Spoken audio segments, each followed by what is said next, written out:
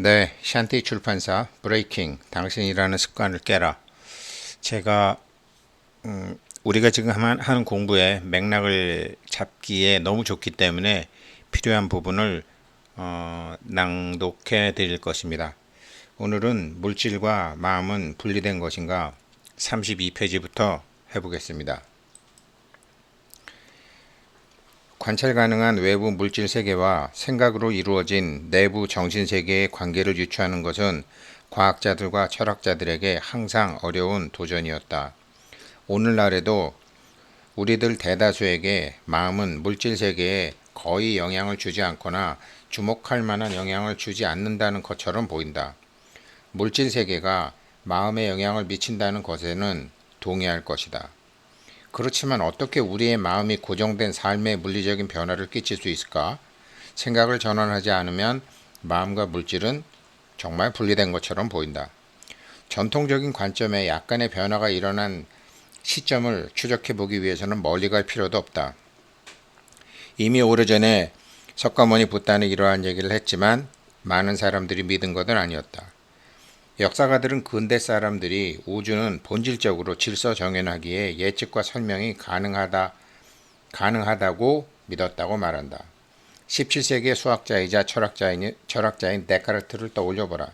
그는 수학 및 다른 분야의 많은 개념을 발달시켰다. 나는 생각한다. 코로나는 존재한다. 라는 말에 무언가 떠오르지 않는가? 그러나 돌이켜 생각해보면 그의 이론들 중 하나는 좋은 면보다 해로운 면이 더 많았다. 데카르트는 우주는 예측 가능한 법칙에 따라 통제된다는 기계론적인 우주 모델을 보였기 때문이었다. 그는 인간의 생각에 대해서 커다란 장벽에 직면하게 된다. 인간의 마음은 어떤 법칙이 깔끔하게 들어맞기에는 너무 많은 변수를 가졌기 때문이다. 데카르트는 물질 세계와 마음에 대해 자신이 이해한 것들을 통합하지 못했다. 하지만 물질과 마음의 존재를 설명해야 했기에 재치 있는 심리 게임으로 피해갔다. 그는 마음은 객관적인 물질 세계 법칙의 대상이 아니기 때문에 완벽히 과학적 연구의 경계 밖에 있다고 했다. 물질 연구는 과학의 관할 영역인 반면 마음은 신의 도구이다. 따라서 마음에 대한 연구는 종교의 목으로 떨어져 버렸다. 궁극적으로 데카르트가 마음과 물질의 개념에 이원성을 부과하는 믿음 체계를 세웠다고 할 수 있다. 수세기 동안 그 구분은 현실의 본질에 대한 일반적인 생각으로 자리매김하고 있었다. 데카르트의 믿음을 더욱 공고하게 했던 것은 아이작 뉴턴의 실험과 이론이었다. 뉴턴은 우주가 기계라는 개념을 확고히 했을 뿐만 아니라 인류가 물질 세계의 질서 정연한 작동 방식을 정확하게 알아내고 계산해서 예측할 수 있다고 주장하는 일련의 법칙도 만들었다. 뉴턴의 고전 물리학 모형은 모든 것을 고정된 것으로 간주한다. 예를 들어 에너지는 물체를 움직이거나 물리적 상태를 변화시키는 힘으로 설명할 수 있다. 하지만 이제 보게 될 것처럼 에너지는 물질적인 것에 가해지는 외부의 힘 이상의 것이다. 에너지는 모든 사물의 구조 자체이고 마음에 반응한다. 더 나아가 데카르트와 뉴턴의 연구는 현실이 기계론적인 원리에 따라 작동되는 것이라면 인류는 현실 결과에 거의 영향을 주지 못한다는 사고방식을 확립시켰다. 현실의 모든 것은 미리 결정되었다. 이러한 관점으로 인하여 사람들은 생각이 중요하다거나 자유의지가 중요하다는 생각은 고사하고 행동이 중요하다는 생각조차 이해하지 못했다. 오늘날에도 여전히 우리 대부분은 인간이 때로 희생양이 지나지 않는다는 생각에 괴로워하지 않는가? 수세기 동안 이런 믿음이 세상을 지배했다는 사실을 감안할 때, 그리고 몇몇 공산주의 국가나 독재주의, 전제주의 국가에서 지금도 이러한 믿음이 지배하고 있다는 것을 생각할 때, 데카르트와 뉴턴에 대항하기 위해서는 혁명적인 사상이 필요했다. 아인슈타인, 우주를 전복시키다. 뉴턴 이후 약 200년이 지났다. 아인슈타인은 에너지와 물질이 근본적으로 연관되어 있기 때문에 그 둘은 하나이자 같은 것이라는 것을 증명하는 그 유명한 방정식 E equal mc 자승을 내놓았다. 그의 연구는 물질과 에너지가 서로 변환될 수 있다는 것을 보여주었다. 이 방정식은 뉴턴과 데카르트의 생각을 부정했고 우주가 어떻게 작동하는지에 대한 새로운 이해의 문을 열었다. 아인슈타인 혼자서 현실의 본질에 대한 과거의 견해를 무너뜨린 것은 아니다. 하지만 그는 기존의 토대를 약화시키는데 큰 공헌을 했고 좁고 융통성 없는 사고방식을 붕괴시켰다. 그의 이론들은 빛의 난해한 움직임에 대한 탐구를 촉발시켰다. 과학자들은 빛이 어떤 때는 파동처럼 또 어떤 때는 입자처럼 행동한다는 것을 알게 되었다. 어떻게 빛이 파동인 동시에 입자일 수 있을까? 데카르트와 뉴턴의 관점에 따르면 이것은 불가능하다. 빛은 파동과 입자, 반드시 둘 중에 하나여야만 했다. 곧 이원론적이었던 데카르트 뉴턴의 모형은 모든 것의 가장 기본적인 단위인 아원자 수준에서 결함을 보였다라는 것이 분명해졌다. 아원자라는 것은 모든 물리적인 것의 구성 원소인 원자, 그 원자를 구성하는 전자, 양성자, 중성자 등을 말한다. 물질 세계의 가장 기본적인 요소는 파동과 입자이며 파동은 에너지이며 입자는 물질이다. 관찰자의 마음에 따라 그 파동이냐 입자가 결정이 된다. 세상이 어떻게 작동하는지 이해하기 위해서는 그것을 구성하는 최소 단위 신의 입자부터 보아야 했고 특정한 실험들로부터 양자물리학이라고 불리는 새로운 과학 분야가 탄생하게 되었다. 세상은 에너지로 이루어져 있다. 이런 변화는 우리가 살고 있는 세상에 대한 생각을 완전히 뒤바꿔 놓았다. 그리고 우리를 아주 혼란스러운 상황으로 몰아넣었다. 이쑤시개와 스티로폼 공으로 만들었던 원자 모형을 떠올려보자. 양자 물리학이 등장하기 전 사람들은 하나의 원자는 비교적 단단한 원자핵과 그것을 둘러싼 더 작은 물체로 구성된다고 믿었다. 충분히 강력한 측정 도구가 있다면 원자를 구성하는 아원자 입자들을 측정할 수 있고 그 수를 셀 수 있다는 주장은 아원자 입자가 마치 목장의 소처럼 움직임이 둔한 것처럼 보이게 만들었다. 원자들은 단단한 물질로 구성된 것처럼 보였다. 과연 그랬을까? 양자 모형에 의해 밝혀진 것처럼 뉴턴의 원자 모형은 진실이 아니었다. 원자는 대부분 비어있는 공간이며 에너지였다. 우리의 삶 속의 모든 물리적인 것들은 고체가 아니며 그보다는 온통 에너지의 장이거나 정보의 주파수 패턴에 가깝다. 모든 물질은 어떤 것이라는 입자라기보다는 아무것도 아닌 에너지였다. 작은 것들의 세상 대 큰 것들의 세상. 그러나 이것만으로는 현실의 본질을 설명하기에 충분하지 않았다.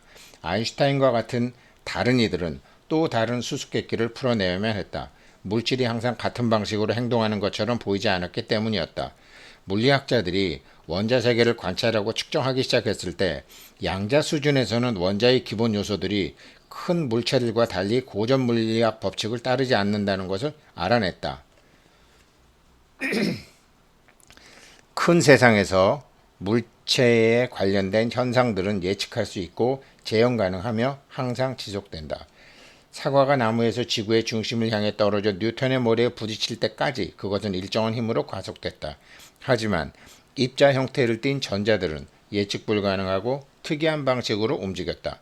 전자들이 원자의 핵과 상호작용을 하며 중심으로 다가갔을 때 에너지를 얻었다가 잃었으며 나타났다가 사라졌다. 그것은 시공간에 구애받지 않고 모든 것에 나타나는 것처럼 보였다. 작은 것들의 세상과 큰 것들의 세상은 그렇게 서로 다른 법칙 아래서 움직이는가? 물질에서 에너지로 입자들이 사라지는 궁극의 맛을 과학자들은 전자 수준에서 파장, 전압 등과 같은 에너지 의존적인 특징들을 측정할 수 있다. 하지만 이 입자들의 질량은 아주 극미하고 거의 존재하지 않는 것처럼 일시적으로만 존재한다. 이것이 아원자 세계를 독특하게 만드는 점이다. 아원자는 단지 물리적인 특성뿐만 아니라 에너지의 특성도 갖고 있다. 사실은 아원자 수준에서 물질은 일시적인 현상으로 존재한다. 끊임없이 나타났다 사라지고 3차원에 나타났다 시간도 공간도 없는 양자장인 무의 상태로 돌아간다. 또한 양자는 입자에서 파동으로 전환하며 그 파동에서 입자, 그 반대의 현상도 또한 일어난다. 입자들이 공기 중으로 완전히 사라질 때 그것은 어디로 간 것일까? 에너지는 온전한 집중에 반응한다. 원자의 구성을 보여주는 과거 이쑤시개 스티로폼 공 모형을 다시 생각해보라. 우리는 행성이 태양의 주위를 돌듯 전자가 원자핵 주변의 궤도를 돈다고 배웠다. 만일 그렇다면 전자의 위치를 정확히 찾아낼 수 있는가? 대답은 예이지만 그 이유는 전혀 예상하지 못했던 것이다. 양자 물리학자들은 원자를 구성하는 매우 작은 입자를 관찰할 경우 관찰하는 사람이 에너지와 물질의 행동에 영향을 미친다라는 것을 발견했다. 양자 실험은 전자가 무한한 가능성 혹은 확률로서 보이지 않는 에너지 장 안에 동시에 존재한다는 것을 입증했다. 관찰자가 어떤 전자의 한 위치에 주의를 집중한 경우 전자가 나타났다. 다시 말하면 우리가 관찰할 때까지 입자는 현실에 나타날 수 없다. 여기서 관찰자는 업입니다. 업으로 보고, 업으로 듣고, 업을 기초로 각자 자기 방식은 소는 소의 방식대로, 파리는 파리의 방식대로, 사람은 사람대로, 이 사람은 이 사람대로, 저 사람은 저 사람대로 각자 자기의 업으로 관찰자가 되는 거지 고깃덩어리 눈으로 관찰자가 되는 것은 아닙니다. 이것이 가장 중요한 것이니까 견처죠. 그래서 금강경에서 제일 중요한 단어는 한 글자로 볼견, 견자라는 겁니다. 업이 모든 것을 보기 때문에 사실은 에너지인 것을 입자화로 고정시켜 버리는 거예요. 이거를 벗어나는 공부를 하고 있는 겁니다. 양자 물리학은 이 현상을 파동함수의 붕괴 혹은 관찰자 효과라고 부른다. 이제 우리는 관찰자가 전자를 찾는 순간 전자의 모든 확률이 붕괴되어 하나의 물리적인 사건이 시공간에 나타난다는 것을 알게 되었다. 이런 발견으로 인해 마음과 물질은 더 이상 서로 분리되었다고 생각할 수 없게 되었다. 주관적인 마음이 객관적인 물질 세계에 측정 가능한 변화를 만들기 때문에 마음과 물질은 본질적으로 연관될 수밖에 없다. 아원자 수준에서 에너지는 관찰자의 주의 집중에 반응하여 물질이 된다. 관찰자 효과를 다루는 법과 무한한 확률 파동을 붕괴시켜 자신이 선택하는 현실을 실현하는 법을 배우면 삶은 어떻게 변할까? 우리가 원하는 삶을 더 창조할 수 있지 않을까? 무한히 가능한 현실이 관찰자를 기다리고 있다. 깊이 생각해보라. 물질 우주의 모든 것은 전자와 같은 아원자 입자들로 이루어져 있다. 본래 이러한 입자들은 순수한 가능성으로 존재할 때, 즉 관찰되지 않는 동안에는 파동 상태로 존재한다. 관찰될 때까지 모든 것이면서 동시에 아무것도 아닌 것이다. 모든 곳에 있으면서 동시에 아무 곳에도 없다. 따라서 물리적 현실의 모든 것들은 순수한 가능성의 상태로 존재한다. 만약 아원자 입자들이 무한한 장소에 동시에 존재할 수 있다면 잠재적으로 무한대의 가능한 현실이 존재하도록 할 수 있다. 어떤 것이든 욕구에 기반한 미래를 상상한다면 그 현실은 이미 양자장 안에서 가능성으로 존재하고 있으며 당신에게 관찰되기만을 기다리고 있는 것이다. 만약 마음이 전자의 출현에 영향을 줄 수 있다면 이론적으로 마음은 어떤 가능성의 출현에도 영향을 미칠 수 있다. 의도적으로 집중하고 새로운 지식을 성실하게 적용하며 반복적으로 노력하면 관찰자로서 자신의 마음을 사용할 수 있다. 양자 입자들을 붕괴시키고 수많은 아원자의 확률 파동을 조직화하여 경험이라 불리는 원하는 물리적인 사건을 창조할 수 있다. 새로운 카르마의 눈을 만드는 거죠. 그래서 서원이라는 것이 필요한 거죠. 무한한 가능성의 에너지는 당신의 마음인 의식에 의해 형성된다. 만약 모든 물질이 에너지로 구성되었다면 물질과 의식은 하나라고 할 수 있다. 에너지는 의식과 밀접한 관련을 가지고 있기 때문이다. 즉 마음과 물질은 완전하게 얽혀 있다고 할 수 있다. 의식, 즉 마음은 에너지, 즉 물질에 영향을 미치는데 그 이유는 의식이 에너지이고 에너지가 의식을 가지고 있기 때문이다. 우리는 물질에 영향을 끼칠 만큼 충분히 강력하다. 우리는 의식을 가지고 있는 에너지이자 의식적인 물질이기 때문이다. 양자 모형에서 물리적인 우주는 형체가 없이 서로 연결된 정보의 장이며 잠재적으로 모든 것이지만 실질적으로는 아무것도 아니다. 양자 우주는 그저 의식적인 관찰자가 나타나서 마음과 의식을 사용하여 에너지의 확률 파동을 물질화하도록 기다리고 있다. 확률 파동으로 존재하는 전자가 특정한 순간에 입자의 형태로 나타나는 것처럼 관찰자들은 하나의 입자나 입자 무리들이 삶에서 실제 사건의 형태로 나타나는 것을 경험한다. 이것은 우리가 삶에 어떻게 영향을 미치고 변화를 만들어낼 수 있는지 이해하는 데 매우 중요한 부분이다. 의도적으로 운명에 영향을 주는 관찰 기술을 배울 때 나만의 이상적인 삶을 살 수 있다. 양자장에서 모든 것이 연결된다. 어떻게 보면 우리는 물리적 시공간을 넘어선 정보의 바다와 연결되어 있다. 따라서 양자장의 물리적 요소들과 접촉하거나 그것에 다가갈 필요가 있다. 육체는 에너지 패턴과 정보 패턴으로 조직되어 있고 양자장 안의 모든 것과 통합된다. 사람들은 특정한 에너지 패턴이나 신호를 가진다. 사실 모든 물질은 항상 특정한 에너지를 내뿜고 있다. 이 에너지는 정보를 실어 나른다. 우리는 육체 이상의 존재이다. 마음의 상태가 동요하면 순간순간 그 신호가 바뀐다. 우리는 몸과 뇌를 사용하여 다양한 마음 상태를 표현하는 의식이다. 양자 얽힘이나 양자 비국소적 연결이라는 개념을 통해서 우리와 양자장의 관계를 확인할 수 있다. 두 개의 입자가 처음에 어떤 방식으로든 연결되어 있다면 시공간을 넘어서도 서로 연결되어 있다는 것이다. 즉, 그 둘이 공간적으로 서로 떨어져 있다고 하더라도 하나의 입자에 행한 것은 나머지 하나에도 행해지게 된다. 이 말은 우리 역시 입자들로 구성되어 있기 때문에 모두 시공간을 초월해 연결되어 있다는 것을 의미한다. 그러므로 우리가 다른 이들에게 행하는 것은 우리 자신에게 행하는 것과 같다. 여기에 함축된 의미를 생각해보라.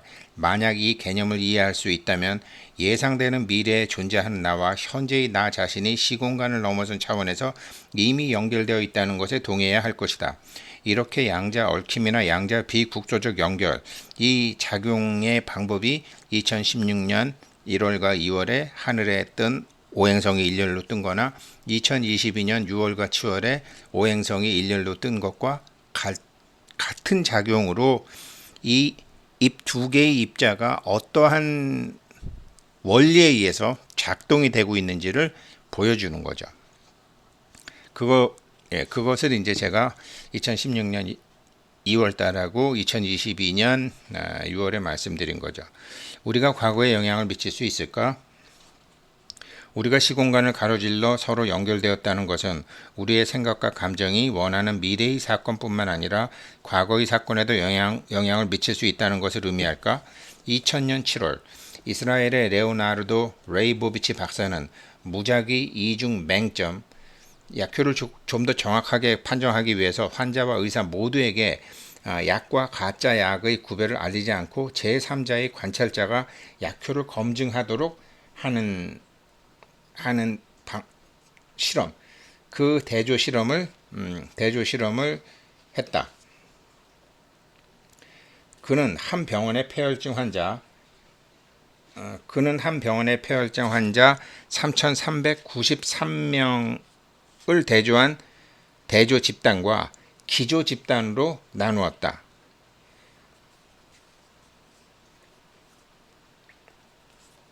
기도가 환자들의 상태에 영향을 줄 수 있는지 알아보기 위해서였다. 기도 실험은 멀리 떨어져 있는 물질에 마음이 영향을 미칠 수 있는지 보여주는 훌륭한 예시이다.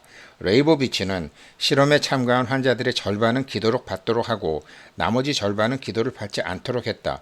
그리고 세 가지 범주, 열의 지속시간, 입원시간,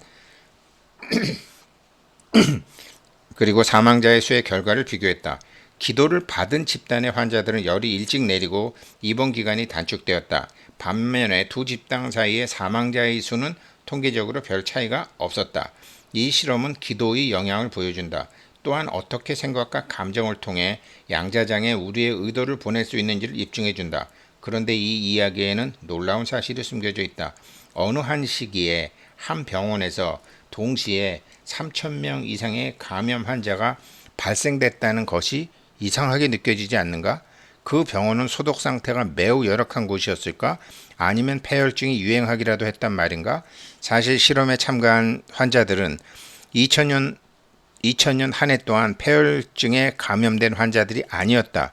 실험이 있기 4년에서 10년 전 이미 폐혈증으로 입원했던 환자들이었다. 즉 기도를 해주던 사람은 아무것도 모른 채 1990년부터 1996년까지의 환자 명단을 보고 기도했던 것이다. 기도를 받은 환자들은 모두 측정이 가능할 정도로 건강상의 변화를 보였다. 기도를 받은 집단은 그들이 입원한 시점에서 몇 년 뒤에 행해진 이 실험을 통해 상태가 나아졌던 것이다. 기도는 현재 행해졌지만 변화는 과거에 일어났다. 이것은 우리의 의도와 생각과 감정 그리고 기도가 현재나 미래에 영향을 끼칠 뿐만 아니라 과거에도 영향을 줄 수 있다는 것을 증명한다. 이는 다음 질문으로 이어간다. 만약 당신이 더 나은 삶을 위해 기도한다면 그것이 당신의 과거, 현재 그리고 미래에 영향을 줄 수 있을 것인가? 양자 법칙은 모든 가능성들이 동시에 존재한다고 이야기한다. 우리가 생각하는 것과 느끼는 것은 시간과 공간을 넘어 삶의 모든 면에 영향을 미친다. 지금 이 부분은요, 번역한 거를 제가 다시 한번 좀 봐야 되겠는데요. 그러니까 2000년 7월 달에 이스라엘의 이제 레이보비치 박사는 한 병원의 폐혈증 환자 3,393명을 대상으로 이제 기도하는 집단과 이제 기도하지 않는 집단으로 나눠졌다라는 거죠. 그래가지고 그런데 사망자 수는 뭐 상관이 없고요. 그런데 환자 3,393명을 구하기가 힘들잖아요. 구하기가 힘들어서 이거는 어떻게 되냐면 이제 과거 10년 동안 이 병원에 그 폐혈증으로 과거의 폐혈증 환자로 입원했던 사람들을 그 환자 리스트를 가지고서 그냥 무작위로 나눠서 했다라는 말이죠. 환자 명단, 그러니까 90년부터 96년도까지 환자 명단을 보고 했는데, 그러니까 과거의 폐혈증 환자고 다 이제 낮은 거죠. 다 나서 병원에서 나간 사람이었지만 그 과거의 환자였던 사람들을 다시 한번 해줬더니 열이 내리고 입원 시간이 단축되었다. 기도를 받은 사람들의 이 소리네요. 제가 원문도 있어요. 원문이 있으니까 다시 한번 제가 설명을 드리고, 근데 과거에 일찍 태어난 사람도 있고, 그러니까 입원을 열흘 한 사람도 있고, 닷새 한 사람도 있고, 20일 한 사람도 있는데, 무작위로 했는데, 일찍 태어난 사람들은 다 기도를 받은 사람들이었다 이 말이에요. 그러니까 미래 어느 시점에서 누군가가 나를 위해서 기도해 주기로 정해졌던 사람은 거기서 열이 내렸다라는 거죠. 이게 미래와 과거가 없기 때문에 시공간이 동시에 작용한다라는 거죠. 그러니까 이게 과거에도 영향을 미친다. 에너지라는 것은. 제가 원문 다시 한번 자세히 보고 다음번에 말씀드리고요. 여기까지는 이게 이제 지금 나온 책으로는 45페이지까지 한 거고요. 또 예전 책으로는 46페이지까지 한 것입니다. 우리가 과거에 영향을 미칠 수 있을까? 원문 찾아보고 말씀드리겠습니다. 고맙습니다.